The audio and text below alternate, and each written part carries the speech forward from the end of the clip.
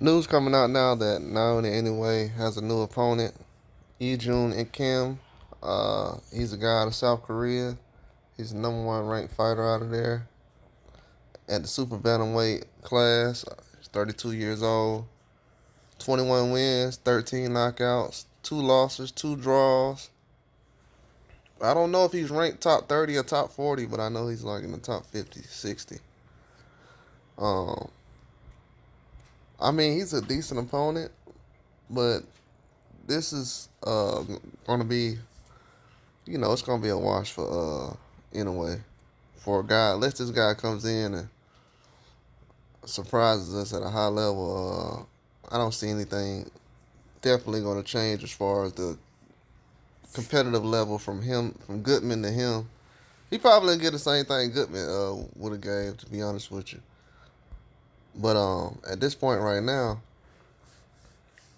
Kim, he's a decent opponent, I would say, but I had other options in my mind that I thought would have been better.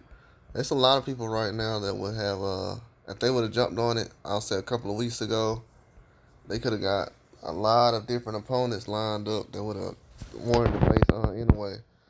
Akmadalia, that fight would have been good. Um, but a lot of people don't really look at that fight as being competitive for some reason. I know Alan Capasso and Juntal Nakatani is next two options for Inoue later on this year. But it just seems like right now they're coming up with Ijun Kim, and that's the best opponent they have right now. It's just Sam Goodman keeps the cut over his eye keeps coming to open. And another thing too is I don't know if he's been sparring. It looked like a sparring cut.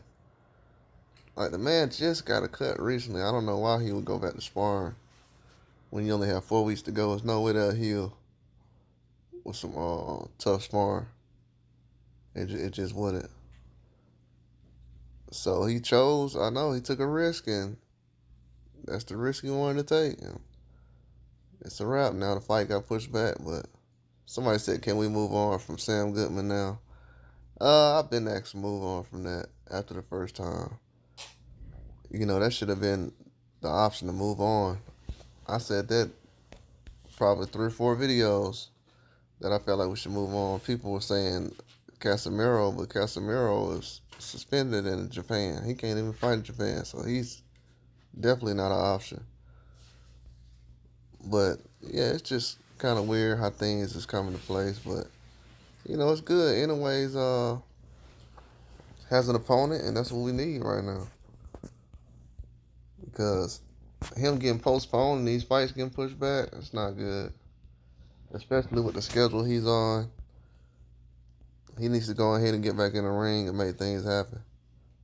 Because a lot of these fighters he's fighting right now, they're not people that the fans want to see. I know a lot of people was trying to make a case, well, no, he needs a guy, that's not a guy who the fans want to see. I don't know why people was running around saying that. Sam Goodman, I mean, some fans wanted to see him, but I wouldn't say he's a fan favorite. But at the end of the day, man, we got a lot of options at 122, but in my eyes, man, I feel like it's time to move on from that weight class. I had other options. Just so many guys at the top 10 that could have got chosen.